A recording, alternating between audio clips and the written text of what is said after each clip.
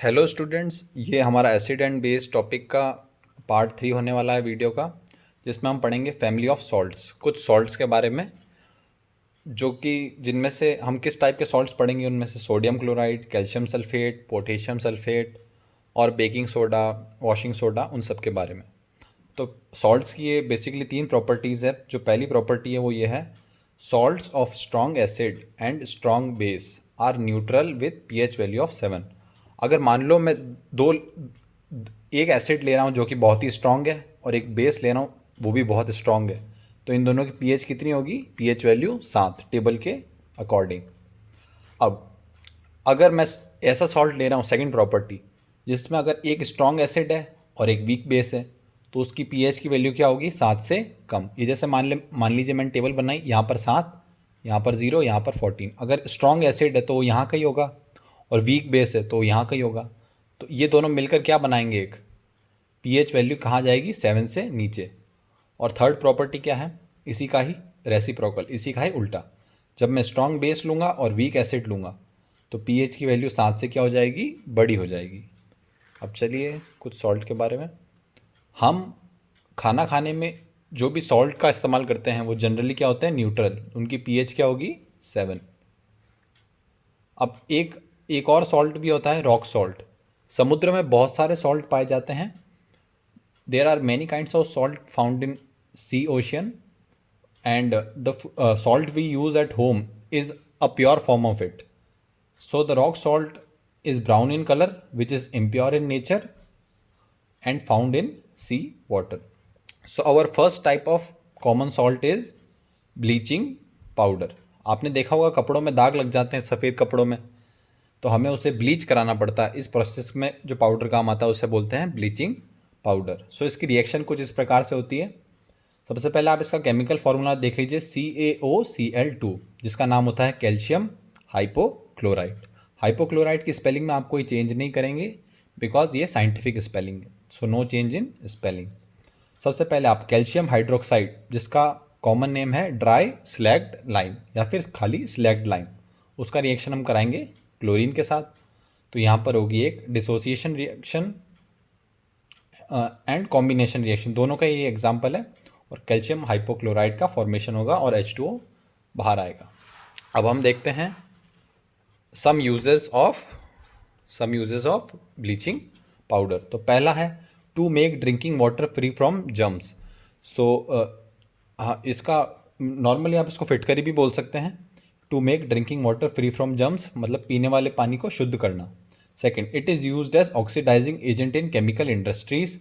Second point, for bleaching of washed clothes in laundry. वही मैंने बताया, कपड़ों पे दाग लग जाते हैं, उसको दागों को हटाने के लिए उसको ब्लीच करना पड़ता है। एंड फोर्थ है for bleaching of wood pulp in paper factory, paper industry में भी काम आता है। जो 4 यूजेस दिए हुए हैं, इनमें से आप कोई भी 2 प्रॉपर तरीके से याद कर सकते हैं, क्योंकि एग्जाम में आपसे 2 ही पूछेंगे। अब हमारा नेक्स्ट सॉल्ट है, उसका नाम है बेकिंग सोडा। सो बेकिंग सोडा का केमिकल फार्मूला होता है सोडियम हाइड्रोजन कार्बोनेट। देखिए, एक मॉलिक्यूल सोडियम, एक हाइड्रोजन और एक कार्बोनेट। ये फॉर्म कैसे होता है? देखिए, सोडियम क्लोराइड, रिएक्टेंट्स में हम लेंगे सोडियम क्लोराइड, फिर उसके साथ water, carbon dioxide and ammonia. ये है आपका, मैं थोड़ा साइड में लिख रहा हूँ, अमोनिया विच इज़ NH3। यहाँ से आपको क्या मिलेगा? अमोनियम क्लोराइड यहाँ फॉर्म हुआ और ये आपका sodium hydrogen carbonate, baking soda. अब मेरी बात सुनिए, सोडियम बेकिंग सोडा हमें फाउंड हो गया, वेरी गुड। अब हम बेकिंग सोडा, अब हम इसी बेकिंग सोडा को क्या करेंगे? हीट देंगे। ये डेल्टा किसका साइन है? हीट का। मतलब ये एक एंडोथर्मिक प्रोसेस हो रही है, इसमें हीट हमें देनी पड़ रही है। तो इसको हीट देते ही क्या फॉर्म में फाउंड होगा? सोडियम कार्बोनेट, जिसके बारे में आगे पढ़ेंगे। और ये वाटर और CO2 as a product form हो जाएगा। अब देखिए, बेकिंग पाउडर की एक का नेचर किस प्रकार का ही है? माइल्ड। माइल्ड का मतलब क्या होता है आपका? सॉफ्ट। माइल्ड का ऑपोजिट वर्ड होता है rigid. It is non corrosive, मतलब कोरिजन की प्रोसेस को ये फॉलो नहीं करता। और क्या होता है? सॉल्ट होता है, तो ऑब्वियसली बेसिक तो होगा ही। अब इसका एक minute, uses. So first use in kitchen for making crispy bhature, pakode etcetera and also faster cooking. So हमारे जो हम छोले भटूरे बनाते हैं या खमन ढोकला बनाते हैं, तो उस और या फिर पकौड़े बनाते हैं तो उनमें इस पाउडर का इस्तेमाल किया जाता है ताकि आपके जो फूड ऑब्जेक्ट है उनको सॉफ्टी और क्रिस्पी बनाया जाए। सो अगला यूज़ है आपका also used in fire extinguisher. Also use in fire extinguisher मतलब आग बुझाने के कामों में। It is also used in antacid, जैसा कि मैंने बताया पेट में एसिडिटी होती है उसको हटाने के लिए। देन बेकिंग सोडा और उसके साथ में हम कोई माइल्ड एडिबल एसिड जैसे कि टार्टरिक एसिड हम मिला दें तो बेकिंग पाउडर का निर्माण करता है। बेकिंग पाउडर और बेकिंग सोडा डिफरेंस है वो आप देख लें। नेक्स्ट आता है आपका washing soda. Washing soda is chemical formula आप देख लीजिए, sodium carbonate and also involves 10H2। आप ये देख रहे होंगे 10H2, इसको क्या बोला जाता है, वाटर ऑफ क्रिस्टलाइजेशन, मतलब वाटर के कुछ मॉलिक्यूल्स साथ में इसके जुड़े हुए रहते हैं। और आगे सोडियम कार्बोनेट हमने पीछे बनते हुए देखा ही था। देखिए सिंपल प्रोसेस क्या है, सोडियम कार्बोनेट लिया और 10 मॉलिक्यूल्स ऑफ वाटर इसमें जोड़ दिए तो आपका क्या हो गया, ये प्रोडक्ट फॉर्म। अब जो रिएक्शन हमने पहले देखी थी, sodium carbonate can be obtained by heating baking soda, जो हमने एक पेज पीछे रिएक्शन पढ़ी थी उसी से इसका फॉर्मेशन हो रहा है। और जब recrystallisation of sodium carbonate gives washing soda, recrystallisation means इसको वाटर के साथ रिएक्ट करवाना और हमें क्या मिलेगा, वॉशिंग सोडा। सो इसके कुछ यूजेस हम देख लेते हैं। First, to remove permanent hardness of water. जो हार्ड वाटर होता है उसको हम हार्ड वाटर में डिटर्जेंट काम करता है सिर्फ, लेकिन अगर हम उसमें सोप का भी इस्तेमाल करना चाहते हैं तो हमें उसके क्या बनाना पड़ेगा, सॉफ्ट। उसके लिए काम होता है washing soda. Second, it is use for cleaning agent at Holmes, मतलब आपके घर में साफ सफाई में काम आता है। Third, it is use for manufacture of sodium compounds such as borax. Borax आपका क्या होता है, एक क्लीनिंग एजेंट ही होता है, लॉन्ड्री एजेंट, उसके फॉर्मेशन में काम आता है। लास्ट, थोड़ा सा ये वीडियो लंबा हो रहा है बट ये देख लीजिए, क्लोर एल्काइली प्रोसेस।